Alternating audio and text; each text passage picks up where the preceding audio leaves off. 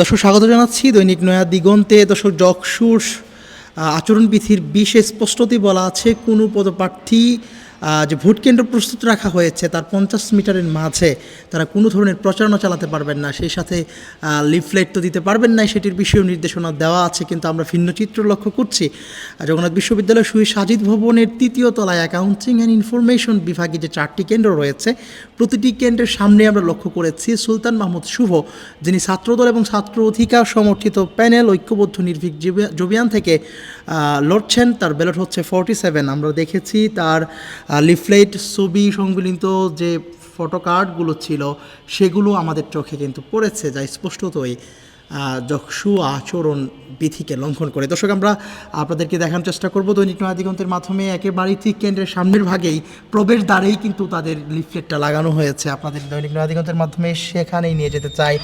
যে স্থানটি প্রস্তুত রাখা হয়েছে শিক্ষার্থীদের জন্য, এখানেই আগামীকালকে যে যকসু নির্বাচনের ভোট গ্রহণ শুরু হবে, এর জন্যই আসলে এই জায়গাটি প্রস্তুত রাখা হয়েছে।